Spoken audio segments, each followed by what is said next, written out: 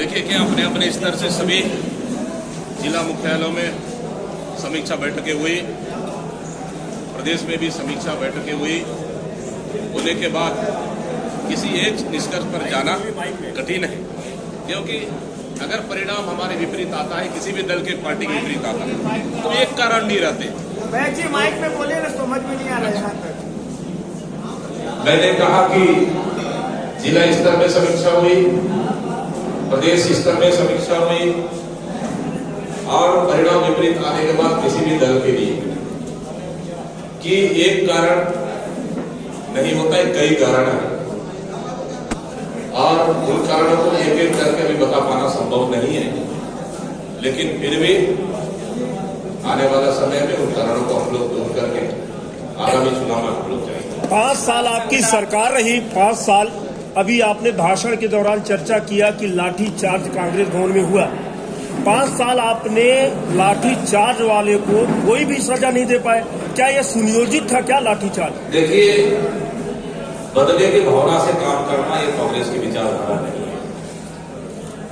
उस सरकार ने, पिछली सरकार ने हमारे कार्यकर्ताओं पर बर्बरता से लाठीचार्ज किए।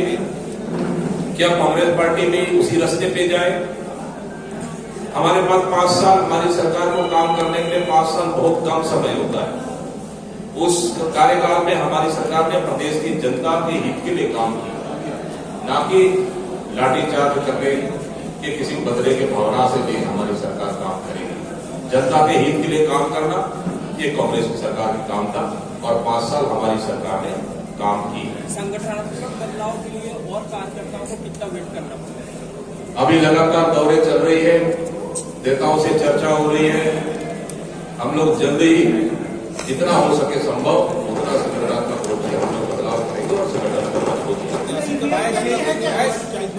बीईसी की देखिए, विधानसभा चुनाव में बहुत ज्यादा ही आवेदन आते हैं, प्रत्याशी और दावेदार भी रहते हैं, लेकिन लोकसभा चुनाव में वैसा स्थिति नहीं रहता है जितना भी कर। लेकिन फिर भी हम लोगों ने जो आवेदन देना चाहता है दे सकता है, मौखिक रूप से बोलना चाहता है बोल सकता है, जिला स्तर में अगर अपनी बात रखना है रख सकता है। एक पीसी की बैठक हो चुकी है। आने वाला समय में कल हमारे स्क्रीनिंग कमेटी के चेयरमैन रजनी पाटिल जी आ रहे हैं, उनके मेंबर आ रहे हैं और हमारे सचिव पायलट जी भी कल आएंगे। 26 और 27 2 दिन बैठकें होगी। सभी लोगों से राय मशवरा, सभी तमाम बड़े नेताओं से राय मशवरा होगी, चर्चा होगी और उसके बाद संभवतः बहुत सारे नाम सभी लोकसभा विधानसभा चुनाव में लगातार भीतर घात पाते रहे जो कांग्रेसी खुलकर जो घात करते रहे, वो आज भी पद में अपने बने हुए कांग्रेस पार्टी में शामिल है। जिनको नोटिस दिया गया उन पर भी कार्रवाई नहीं की गई है।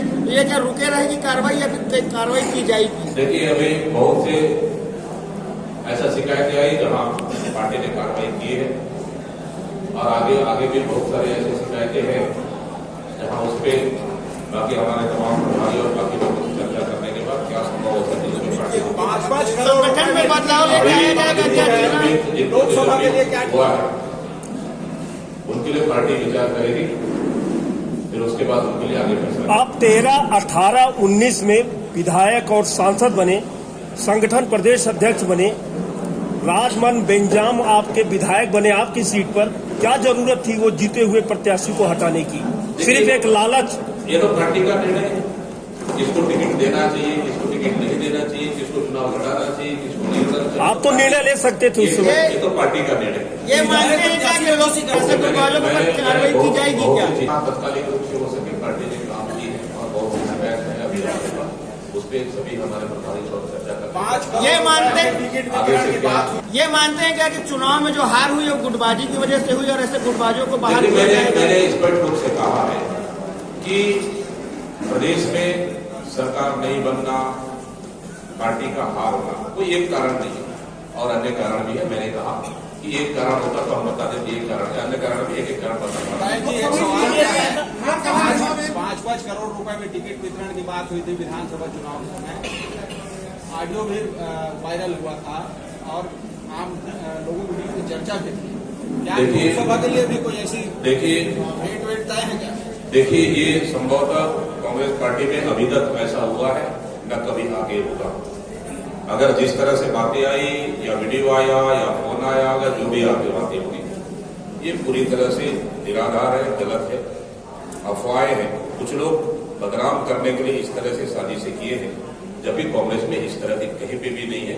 जिसको भी पार्टी टिकट देगी, ईमानदारी से टिकट देगी, जो जीत सकता है पार्टी को टिकट अभी देगी। अभी 4 दिन पहले ईवीएम कोई मुद्दा बनेगा क्या? जब वो निराधार है, देखिए, हम लोगों ने जो अपनी बातें रखना है रख ली है।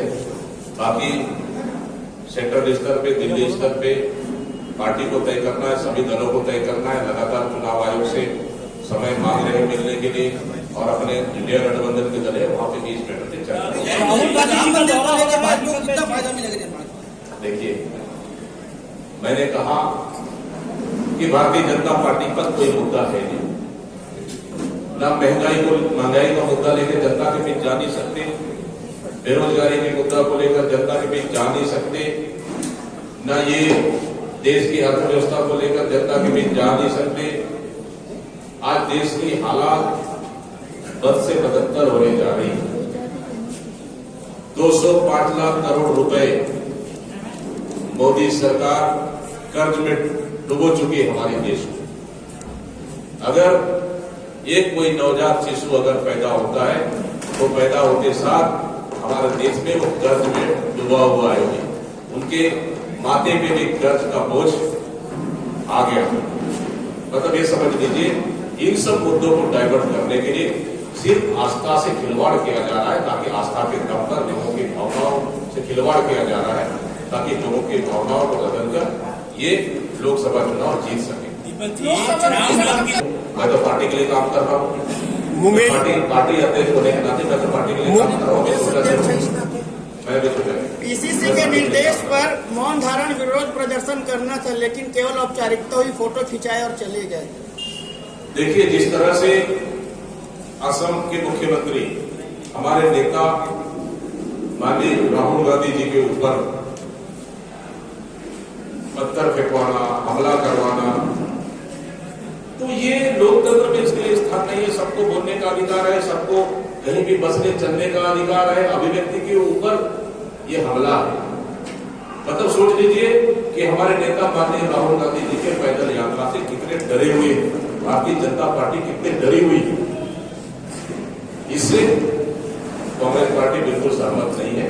इसलिए हम इसका हेमंत विश्व शर्मा जी असम के मुख्यमंत्री। भाजपा का आरोप है कि आप राम मंदिर के विरोधी हैं, क्या आप पश्चाताप करेंगे? औपचारिकता हुई बिलासपुर में केवल।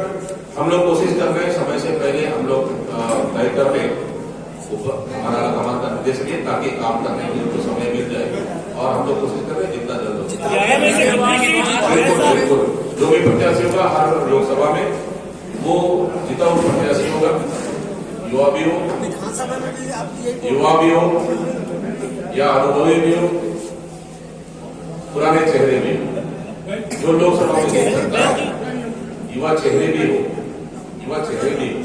जो लोकसभा में चुनाव जीत सकता है, उनको पार्टी राम मंदिर दर्शन